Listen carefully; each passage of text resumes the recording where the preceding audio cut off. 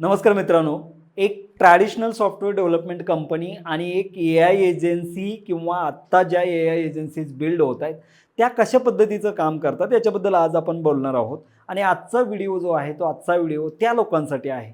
जर तुम्ही startup owner असाल, जर तुम्ही बिझनेस ओन करत असाल किंवा तुम्ही फ्रीलान्सर आहात, तुम्ही डेव्हलपर आहात, सॉफ्टवेअर डेव्हलपर आहात, तुम्ही करिअरच्या इनिशियल सुरुवातीला म्हणजे करिअर सुरुवात करत आहात, मिड लेव्हलला आहात किंवा सीनियर आहात. जर तुम्हाला कोणताही प्रोजेक्ट किंवा कोणताही प्रोडक्ट बनवताना त्या प्रोडक्टचा प्रोटोटाइप डेव्हलप करावा लागतो. ज्या प्रोडक्टचा प्रोटोटाइप जो आहे तो प्रोटोटाइप आपल्याला डेव्हलप करायचा असेल तर आपल्याला एक स्पेशल टीम लागते. म्हणजे पहिली तर थॉट प्रोसेस लागते. थॉट प्रोसेसनंतर मग आपला जो UI/UXची टीम असेल, डिझायनरची टीम असेल, ते बसून तुमची ती थॉट प्रोसेस आहे ती थॉट प्रोसेस प्रोटोटाइप करतात.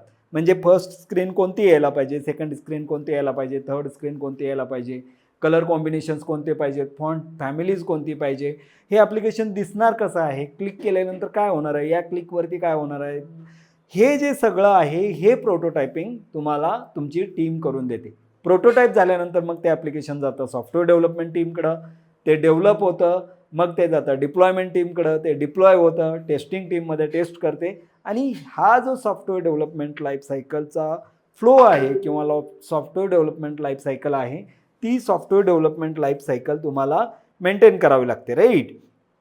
सो आत्ता जे सॉफ्टवेअर डेव्हलपमेंट लाईफ सायकल आहे ती लाईफ सायकल थोडीशी चेंज होताना दिसते आहे. तर भरपूर सारे ए-आयचे टूल्स येत आहेत आणि बरेच सारे ए-आयच्या टूल्समधून खूप प्रोडक्टिव्ह काम होतं. असंच एक ए-आयचं टूल आज मी तुमच्यासमोर घेऊन आलो आहे. त्याचे एंड टू एंड इम्प्लिमेंटेशन जे आहे ते एंड टू एंड इम्प्लिमेंटेशन कसं करायचं याच्या बाबतीत मी आज बोलणार आहे. सो आज आपण ए-आय टूल डिस्कस करणार आहे. म्हणजे आपण अपकमिंग डेजमध्ये थाउजंड्स किंवा 100 ऑफ टूल्स तुमच्यासमोर घेऊन येत आहोत. सो असे जर टूल्स तुम्हाला आवडत असतील, या पद्धतीचे व्हिडिओज आवडत असतील तर कोडफस्ट चॅनलला लाईक करा, शेअर करा, सबस्क्राईब करा. हा जो चॅनल आहे तो चॅनल प्रत्येक मराठी माणसापर्यंत पोहोचवा, ज्याच्यापर्यंत ए-आय टूल्स जे आहे ते ए-आय टूल्स पोहोचले जातील. म्हणजे गावाकडे जे 1.5 GB डेटा तुमचा असाच वेस्ट जातो आहे तो डेटा तुम्ही आमचे व्हिडिओज बघून इन्व्हेस्ट करू शकता. ए-आय टूल्स बघून जे आहे ते ए-आय टूल्स शिकू शकता. म्हणजे ए-आय टूल्स शिकायला तुम्ही इंजिनियर पाहिजे असं काही नाही. ए-आय टूल्स तुम्ही 12th शिकू शकता, 10th शिकू शकता. तुम्ही ग्रॅज्युएट नाही आहे पण तुमच्या डोक्यामध्ये आयडिया आहे, तुम्हाला प्रोटोटाईप करायचे किंवा कोणतेही ए-आय टूल जे आहे ते ए-आय टूलसाठी तुम्हाला एज्युकेशनची गरज नाही. ए-आय टूल्स कसे यूज करायचे इफेक्टिवली यासाठी जर तुम्हाला लर्न करायचं असेल तर तुम्ही कोडफस्टला नक्की फॉलो करा. सो आजचा जो ए-आय टूल आहे तो आहे stitch AI, STICH. Stitch with Google. म्हणजे माइट बी गुगल स्पॉन्सर असेल किंवा गुगलचाही असू शकतो, गुगलचंच आहे, राईट. सो कोणत्याही ए-आय टूलची ज्यावेळेस आपण सुरुवात करतो त्यावेळेस आपल्याला एक वर्ड नेहमी ऐकायला मिळतो, prompt. Prompt prompt prompt prompt. काय प्रॉम्प्ट एक्झॅक्टली, राईट. आपण प्रॉम्प्ट कसे लिहितो याच्यावरती तुमचं ए-आयचं इम्प्लिमेंटेशन डिपेंड आहे. सो मित्रांनो, आज बरंच सारं हे बोललं जातं की ए-आय बरेच सारे जॉब खाणार आहे, ए-आयमुळे बरेच सारे जॉब जाणार आहेत. पण आता जर तुम्ही हा प्रोटोटाईप बघितला तर हा प्रोटोटाईप स्पेशली इम्पॅक्ट करतो UI/UXच्या रोलवरती, ग्राफिक्स डिझायनरच्या रोलवरती. पण ग्राफिक्स डिझायनरची, UI/UX डिझायनरची सुद्धा गरज आहे हा प्रोटोटाईप क्रिएट केल्यानंतर. माइट बी ज्या ठिकाणी तुम्हाला UI/UXची खूप मोठ्या प्रमाणात गरज लागणार आहे किंवा अर्जंट रिक्वायरमेंट आहे त्या केसमध्ये तुम्ही त्यांची डिपेंडन्सी रिड्यूस करू शकता. पण ऑलवेज ह्युमन टचनं जे ॲप्लिकेशन डिझाईन केलेले ते बेटर असतील. गुगल स्टिच असू देत, कोणतंही ए-आय असू द्यात, ते ए-आय तुम्हाला एक प्रोटोटाईप देईल, एक स्ट्रक्चर्ड लेआउट देईल. पण जर तुम्हाला त्याच्यामध्ये इन्व्हेन्शन पाहिजे असेल, क्रिएटिव्हिटी पाहिजे असेल तर ऑफकोर्स ह्युमन टच रिक्वायर्ड आहे. त्यामुळं बऱ्याच साऱ्या लाटा आल्या आणि गेल्या, पण ही जी ए-आयची लाट आहे ती थोडीशी वेगळी आहे आणि आपण घाबरून न जाता ए-आयला समोर गेलं पाहिजे. आपण एलिजिबल बनलं पाहिजे ए-आयसाठी. आपण त्याचा यूज जो आहे तो प्रोडक्टिव्ह यूज शिकलं पाहिजे. आणि आज जो आपण एक ॲप्लिकेशन डिझाईन करतो आहोत ते म्हणजे हायड्रोपोनिक फार्मिंग. सगळ्यांच्या डोक्यामध्ये ज्यावेळेस आपण स्पेशली गावाकडनं मुलं जी शेतकऱ्याची मुलं जी सिटीमध्ये येतात, Tier 1 Tier 2 सिटीमध्ये, तर त्यांच्या डोक्यामधली शेती जी आहे ती शेती कधी जात नाही. सो त्याच मुलांसाठी आज हायड्रोपोनिक ॲप्लिकेशन आपण बनवतो आहोत.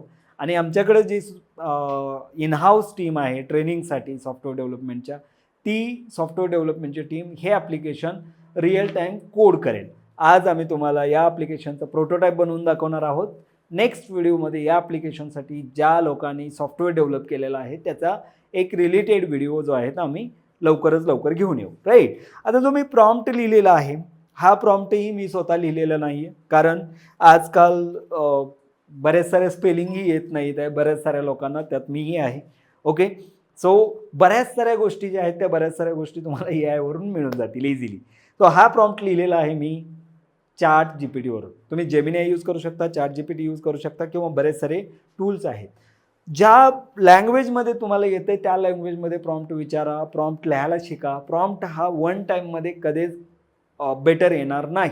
प्रॉम्प्ट येण्यासाठी तुम्हाला हळूहळू तुम्हाला एक स्टेप लावावं लागेल. Right. Create a modern hydroponic farming management software SaaS, right, with AI insight and IoT monitoring. The platform should help farmer monitor hydroponic system, manage crops, track sensor, automatic farming and operation.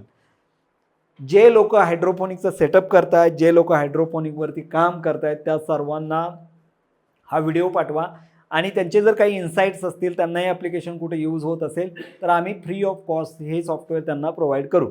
त्यांचे inputs आम्हाला मिळायला पाहिजेत. त्यामुळं जर कुणी related video बघत असेल आणि हायड्रोपोनिकच्या रिलेटेड असेल तर प्लीज त्या ग्रुपमध्ये फॉरवर्ड करून द्या. ओके. सो हा मी एक प्रॉम्प्ट लिहिलेला आहे. आता या प्रॉम्प्टमध्ये बरेच सारे चेंजेस असू शकतात. लाईक पहिल्यांदाच तुम्ही म्हणू शकता behave like a UI UX designer and create this application like that way. Right. तुम्ही प्रॉम्प्ट कशा पद्धतीने देता आहात त्याच्यावरती तुमचा आउटपुट डिपेंड आहे. सो मी हा प्रॉम्प्ट लिहिलेला आहे तो प्रॉम्प्ट कॉपी करतो आहे आणि स्टिचवरती जातो आहे. Right. Stitch with Google, stitch.withgoogle.com. Simply गुगलला जायचं. स्टिच विथ गुगल जरी लिहिलं तरी तुम्हाला फर्स्ट लिंक मिळेल. फर्स्ट लिंक मिळाल्यानंतर stitch.withgoogle.com ही जी लिंक आहे ही लिंक तुमच्यासमोर ओपन होईल.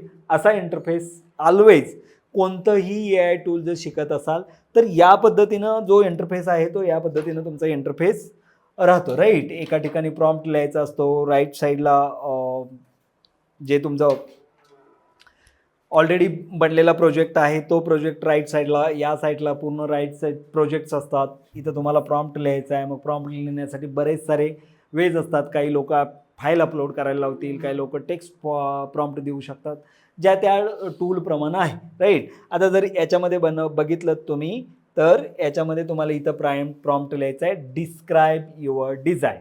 राईट. इथं तुम्ही फाईल पण ॲड करू शकता. जर तुमच्याकडं PPT रेडी असेल तुमच्या कन्सेप्टची तर तुम्ही डिरेक्टली PPT ॲड करू शकता. PDF असेल तर PDF ॲड करू शकता कन्सेप्टची, म्हणजे तुम्हाला तुमचा प्रोटोटाईप रेडी मिळेल. आता हे ॲप्लिकेशन फ्रेशर मुलांच्या कसं कामाला येईल, हे ॲप्लिकेशन बिझनेस ओनरच्या कसं कामाला येईल, हे ॲप्लिकेशन एखादा छोटी कंपनी त्यांच्यासाठी कसं कामाला येईल. जर मी फ्रेशर आहे आणि मी जॉबसाठी बघतो आहे तर पहिला इंटरव्ह्यूचा क्वेश्चन असतो की तू कोणत्या प्रोजेक्टवरती काम केलेलं आहे. तर त्या केसमध्ये तुमच्याकडं एखादा कन्सेप्ट असेल आणि त्याचा तुम्ही प्रोटोटाईप बनवला असेल व्यवस्थित तर समोरचा इम्प्रेस होऊ शकतो की यानं या प्रोजेक्टवरती बऱ्यापैकी काम केलेलं आहे, R&D केलेलं आहे किंवा डिझाईन रेडी केलेला आहे, तो डेव्हलप करतो आहे. तर तुमचं इम्प्रेशन जे आहे ते इम्प्रेशन चांगलं जाऊ शकतं. सिलेक्शनचे चान्सेस जास्त असू शकतात. बिझनेस ओनरसाठी खूप इम्पॉर्टंट ॲप्लिकेशन आहे. बरेच सारे आयडियाज असतात, बरेच सारे प्रोजेक्ट चालू असतात किंवा बरेच सारे थॉट प्रोसेस असतात. त्यांना थॉट प्रोसेस डिझायनरपर्यंत पोचवा, त्याच्यावर ब्रेनस्टॉर्मिंग करा, याच्यासाठी वेळ नसतो. तुम्ही सिम्पली एक प्रॉम्प्ट लिहिला तर तुमचा ॲप्लिकेशन डिझाईन होऊन येईल. त्याच्यामध्ये तुमची कॉस्ट रिड्यूस होऊ शकते आणि डिझाईन रेडी होऊ शकते. राईट. मी हा जो कॉपी केलेला प्रॉम्प्ट आहे तो इथं पेस्ट करतो आहे. राईट. सो इथं तुम्हाला जे मॉडेल्स आहेत ते मॉडेल तुम्ही चेंज करू शकता. Flash, think, right. प्रो जर असेल तर प्रो तुम्हाला तुमच्याकडे प्रो असेल तर प्रो करू शकता, रिडिझाईन करू शकता. राईट. ॲडिएट करू शकता. सो आपण जो त्याचा बाय डिफॉल्ट आहे रिकमेंडेड आहे त्याच्यावरती. सो मी हा पूर्ण प्रॉम्प्ट लिहिलेला आहे. या प्रॉम्प्टवरती ॲप डिझाईन आणि वेब डिझाईन असे दोन ऑप्शन तुम्हाला इथं दिसतील. एक आहे तो ॲप डिझाईन आणि दुसरा जो आहे तो वेब डिझाईन. तुम्हाला काय हवं आहे, जर ॲप असेल तर ॲप डिझाईन करू शकता, वेब असेल तर वेब डिझाईन करू शकता, राईट. तो मला पाहिजे वेब डिझाईन, सो म्हणून मी करतो आहे वेबवरती क्लिक, राईट. वेबवरती क्लिक केल्यानंतर जनरेटवरती क्लिक केलं. जनरेटवरती क्लिक केल्यानंतर त्यानं त्याची प्रोसेस जी आहे ती प्रोसेस चालू केलेली आहे. इकडं राईट साईडला तुम्हाला एक लेफ्ट साईडला एक ब्लँक स्क्रीन असेल आणि त्याच्यावरती डिझाईन, तुमची जी सिस्टम आहे ती सिस्टम डिझाईन व्हायला चालू होईल. इकडं तुम्हाला स्टिचमध्ये तो काय काय करतो आहे तो सांगेल. Estimated 40 second time, polishing pixel, कारण मी या प्रॉम्प्टमध्ये बऱ्याच साऱ्या गोष्टी लिहिलेल्या आहेत, राईट. की मला फॉन्ट कोणती पाहिजे, कलर्स कोणते पाहिजेत, राईट, किंवा स्क्रीन्स कोणत्या पाहिजे, त्याच्याबद्दल डिटेल प्रॉम्प्ट लिहिलेला आहे. तर त्याला डिझाईन करायला जे आहे ते डिझाईन करायला सोपं जातं. म्हणून तुमचा जो प्रॉम्प्ट आहे तो प्रॉम्प्ट खूप इफेक्टिव्ह पाहिजे. जर प्रॉम्प्ट इफेक्टिव्ह करायचे असेल तर कोडफॉसला नक्की फॉलो करा. प्रॉम्प्ट इंजिनिअरिंगवरती आपण काही नवीन व्हिडिओज घेऊन येऊयात. ओके. सो जनरेटिंग स्क्रीन, जादू अशी आहे की तो स्वतः नावसुद्धा लाईक स्वतःचंच नाव देऊ शकतो, किंवा तुम्ही स्वतः त्या प्रोडक्टचं नाव देणार असेल तर लोगो सहित तुम्हाला एंटायर डिझाईन तो करून देतो. Let's wait for result. Okay. हा जो AI आहे किंवा कुठलेही AI एजंट्स असतील ते काही प्रमाणात टाईम घेतात. आता टाईम कसे घेतात किंवा काय डिपेंडन्स असते, तुमचं इंटरनेट स्पीड आहे, तुम्ही जे मशीन यूज करता आहात त्या मशीनचं कम्पॅटेबिलिटी आहे, किंवा बाकीच्या ज्या गोष्टी आहेत त्याच्यावरती तुमचं डिझायनिंगचं स्पीड हे डिपेंड असू शकतं, right. So just moment once, जसं आपण हे डिझाईन जनरेट होत आहे त्यानंतर त्याची फीचर्स बघूयात. Okay. Let's wait for result. ओ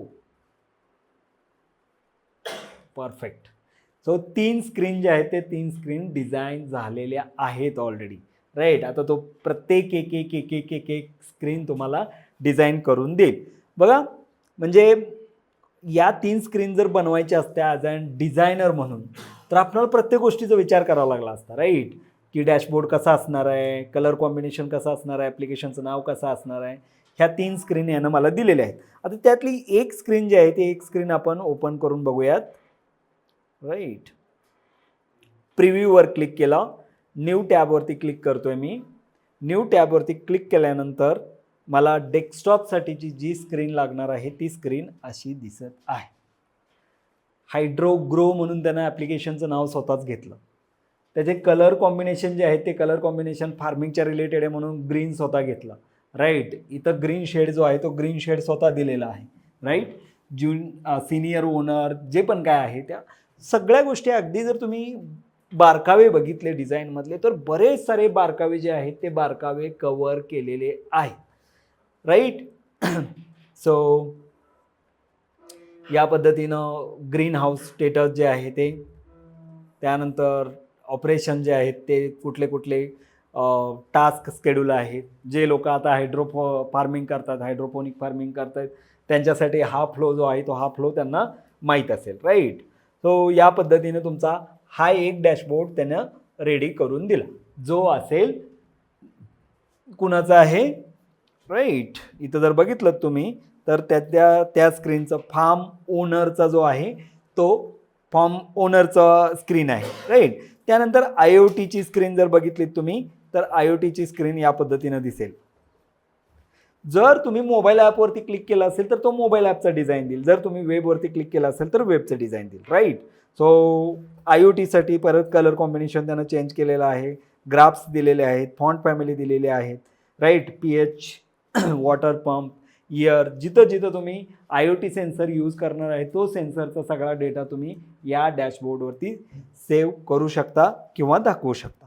तर या पद्धतीने इनिशियल जे आहे ते इनिशियल डिझाईन तुमचे 3 स्क्रीन दिलं. हे झालं त्याचं फर्स्ट वर्क. आता तुम्हाला याचं जी मेन यूज आहे किंवा मेन पर्पज आहे हे यूज करण्याचा, तर ह्याच्या पुढची प्रोसेस मला माहीत नाही आहे, मी हायड्रोपोनिक शेती केलेली नाही आहे, पण ह्याचे जे आयडियाज आहे तो आयडियाज तो इथं देतो आहे. तुम्ही जर बघितलं, राईट, हे बघा, तो सांगून दे design the detail crop management and planning scheduled screen. म्हणजे पुढची स्क्रीन कोणती असायला पाहिजे आणि डिझाईन करायची की नाही आहे याच्यासाठी तो ऑलरेडी सजेशन्स देतो आहे. जर पाहिजे असेल तर तुम्हाला त्याच्यावरती फक्त क्लिक करायचं आहे येस म्हणून, राईट. इथं गेलात next. Okay, give me moment. ठीक आहे, याच्यावरती क्लिक करा. तो नेक्स्ट स्क्रीन जी आहे ती नेक्स्ट स्क्रीन बनवायला घे. या पद्धतीनं तुम्ही तुमचा product from scratch with logo to last screen पर्यंत बनवू शकता.